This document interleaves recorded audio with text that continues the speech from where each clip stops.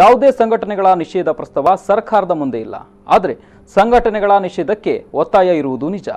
CM ಪ್ರವಾಸ ಬಳಿಕ ಈ ಬಗ್ಗೆ ನಿರ್ಧಾರ ಕೈಗೊಳ್ಳುವುದಾಗಿ ಉಡುಪಿಯಲ್ಲಿ ರಾಜ್ಯ ಗೃಹ ಸಚಿವ ರಾಮಲಿಂಗಾರೆಡ್ಡಿ ಹೇಳಿದ್ದಾರೆ. ಚರ್ಚೆ ಇದೆ, ಆದರೆ ತಕ್ಷಣಕ್ಕೆ ನಮ್ಮ ಮುಂದೆ ಯಾವುದೂ ಪ್ರಸ್ತಾವನೆ ಇಲ್ಲ. ಮುಖ್ಯಮಂತ್ರಿಗಳು ಟೂರಲ್ಲಿದ್ದಾರೆ, ಬಂದ ಮೇಲೆ ನೋಡೋಣ. ಅವರು ಉಡುಪಿಯಲ್ಲಿ ಮಾಧ್ಯಮದವರೊಂದಿಗೆ ಮಾತನಾಡಿದರು. ಸಿಎಂ ಹೇಳಿಕೆ ಖಂಡಿಸಿ ಬಿಜೆಪಿ ಜೈಲು ಬರೋ ವಿಚಾರದ ಬಗ್ಗೆ ಉಡುಪಿಯಲ್ಲಿ ಮಾತನಾಡಿರುವ ಗೃಹ ಸಚಿವ ರಾಮಲಿಂಗಾರೆಡ್ಡಿ, ಪ್ರತಿಭಟನೆ ಮಾಡುವ ಹಕ್ಕು ಇದೆ, ಶಾಂತಿಯುತವಾಗಿ ನಡೆಸಲಿ.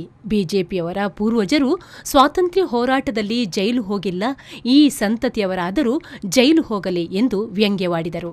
ಮಾಡೋದಕ್ಕೆ ನಾವೇನು ಬೇಡ ಅಂತ ಹೇಳೋಕ್ಕಾಗತ್ತಾ? ಅವ್ರಿಗೂ ಕೂಡ ಹಕ್ಕಿದೆ. ಯಾವುದೋ ಶಾಂತಿಗೆ ಭಂಗ ಬರದಾಗೆ ಜೈಲು ಬರಾದರೂ ಮಾಡಲಿ, ಧರಣಿ ಆದರೂ ಮಾಡಲಿ, ನಮ್ಮದೇನು ತೊಂದರೆ ಇಲ್ಲ. ಅವರ ಪೂರ್ವಜರು ಯಾರು ಕೂಡ ಅಂದರೆ ಅವರ ಈಗ BJP ಇವರ ಅಂಗಪಕ್ಷಗಳೆಲ್ಲ ಇದೆಯಲ್ಲ, ಅವ್ರ ಹಿಂದಿನವ್ರು ಯಾರೂ ಕೂಡ ಸ್ವಾತಂತ್ರ್ಯ ಹೋರಾಟದಲ್ಲಿ ಭಾಗವಹಿಸಿರಲಿಲ್ಲ. ಅವ್ರು ಯಾರೂ ಕೂಡ ಜೈಲಿಗೆ ಹೋಗಿರಲಿಲ್ಲ. ಈಗ ಈ ಸಂತತಿಯವರಾದರೂ ಜೈಲಿಗೆ ಹೋಗಿ ಬರ್ತೀವಿ ಅಂತ ಅವರು ಜೈಲು ಬರೋ ಮಾಡ್ತಾ ಇದ್ದಾರೆ. ಶಾಂತಿಗೆ ಭಂಗ ಬರದ ರೀತಿ ಮಾಡಿಕೊಳ್ಳಿ, ನಮ್ಮದೇನು ತಕರಾರಿಲ್ಲ. ಇನ್ನು ಸಿಎಂ ಕೃಷ್ಣ ಮಠಕ್ಕೆ ಬಾರದ ವಿಚಾರ ಕುರಿತು ಮಾತನಾಡಿರುವ ರೆಡ್ಡಿ, ನಾನು ಯಾವುದೇ ಪ್ರಾರ್ಥನಾ ಮಂದಿರಕ್ಕೆ ಹೋಗಲು ಸಿದ್ಧ. ಸಿಎಂ ಕೃಷ್ಣ ಮಠಕ್ಕೆ ತೆರಳದಿರುವುದರ ಬಗ್ಗೆ ಅವರನ್ನೇ ಕೇಳಬೇಕು ಎಂದರು. ನಾನು ದೇವಸ್ಥಾನ, ಮಸೀದಿ, ಚರ್ಚು, ಜೈನ ಮಂದಿರ, ಆಮೇಲೆ ಇನ್ಯಾವುದಿದೆ, ಎಲ್ಲಿ ಯಾರು ಕರೆದ್ರೂ ಹೋಗ್ತೀನಿ. ಕೃಷ್ಣ ಮಠಕ್ಕೆ ಹೋಗ್ತೀರಾ ಸರ್? ಇವತ್ತು ಹೋಗಲ್ಲ, ಅವ್ರು ಕರೆದ್ರೆ ಹೋಗ್ತೀನಿ.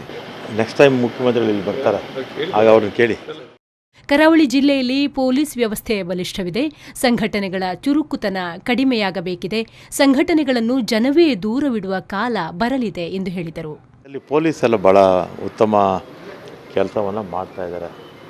ಆದರೂ ಕೂಡ ಈ ಸಂಘಟನೆಗಳು ಆ ಕಡೆ PFI STP ಇರ್ಬೋದು, ಈ ಕಡೆ ಬಜರಂಗ ದಳ ಮತ್ತು ಜಾಗರಣ ವೇದಿಕೆ, ಇವರೆಲ್ಲ ಸ್ವಲ್ಪ ಈ ಭಾಗದಲ್ಲಿ ಸ್ವಲ್ಪ ಚುರುಕಾಗಿದ್ದಾರೆ.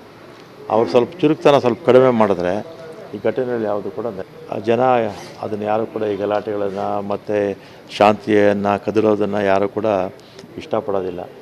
ಇದೇ ರೀತಿ ಮಾಡ್ತಾ ಇದ್ದಾರೆ, ಜನನೇ ಇವ್ರನ್ನೆಲ್ಲ ಕೂಡ ಒಂದಿನ ತಿರಸ್ಕಾರ ಮಾಡ್ತಾರೆ. Pallavi Santosh, V4 News 24/7 Udupi.